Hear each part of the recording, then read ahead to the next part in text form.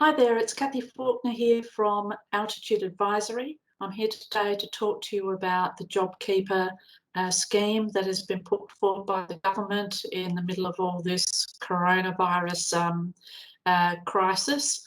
I wanted to make sure that you were aware of the steps that you needed to take to enable you to get access to that scheme. So I've prepared a PowerPoint presentation for you, and I hope that this is helpful. So we have here the JobKeeper payment scheme, and it talks about eligible businesses being able to access a subsidy from the government in relation to wages that they're paying to their employees. I'm just trying to make sure that you understand the steps that you need to take in accessing JobKeeper and some specific rules around sole traders. So step one with any of these things is to check on whether you're eligible.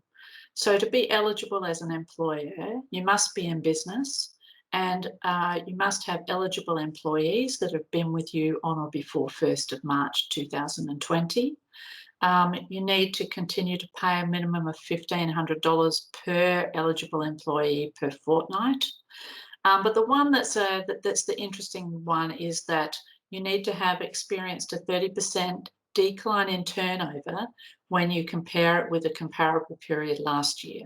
So in that case, maybe March 2020 you compare with 2019, or April 2020 you compare with April, excuse me, 2019. That can be a little bit interesting and a bit complex, and we have had some clients that have had some issues with that. If you're ever in doubt or you need some help with this, by all means contact us. You know, we're very happy to help, and we can provide service and expertise in this area. Eligible employees, this is a little bit more simple from part-time and full-time employees situation. Parental leave and employees incapacitated for work aren't included as an eligible. Casual employees, I've had some clients query me about this. Again, if you're in doubt or you want some further clarification, give us a buzz because we can help you. Step two. So once you know you're eligible, you need to notify your eligible employees that you're about to sort of seek the JobKeeper subsidy. You'll then send them a nomination notice where they complete it and send it back to you signed, so that you're aware of who you can and can't claim for. And then step four is to pay at least $1,500 to each employee per JobKeeper fortnight. Now, on the next slide, I've given you a bit of an idea of what the nomination form looks like for the JobKeeper employment nomination, and it's pretty straightforward. You know, all of these details, including residential address of the employee and their contact details. The second page is where the employee reads through all the eligibility criteria. If they comply and they're happy to say yes to that, you tick yes. The employee signs that they've declared correctly, and then they give the form back to you. That just forms the basis of how many employees you have on the system. Then the next step is step 5, which is enrolling with the ATO. There's the address, how to log in, and I've said that it's the 24th of April. There's some word out there that it might be the 30th and even into May, but let's actually just do this and do this quickly. Part of step 5 is maybe providing your details and indicating whether you're claiming a business participation entitlement. I'll talk about that later. Step 5B talks about the number of employees who will be eligible.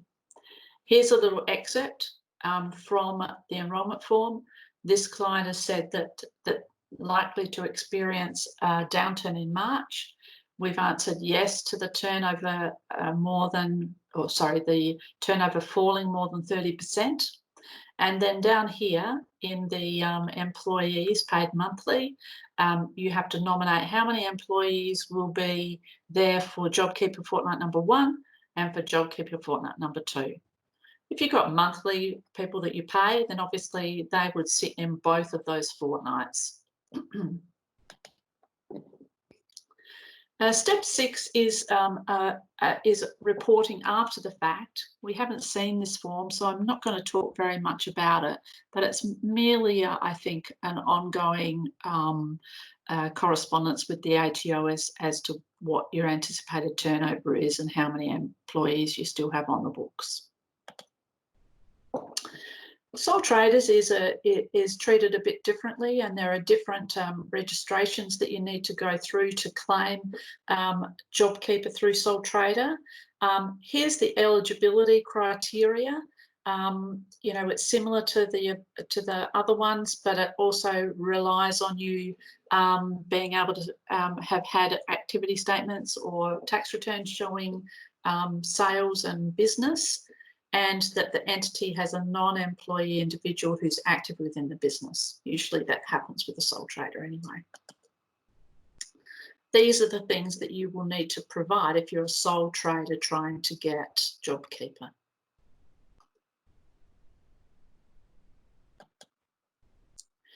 And here's an excerpt of the form that I found if you're enrolling as a sole trader. So again, it asks you all those eligibility questions down the side there. And once you said yes, and you provide your financial institution details, then the payment will come to you at $1,500 per fortnight. Other entities. So if you're in an entity and you're a business principal in an entity, but you've never taken a wage for one reason or another, the scheme identifies those people as still being someone who should get access to JobKeeper. They're called eligible business participants. So say, for instance, you've got a family trust and there's a specified or a main beneficiary of that family trust who doesn't take a wage just because they've never taken a wage. They'll still be able to potentially get the $1,500 a fortnight.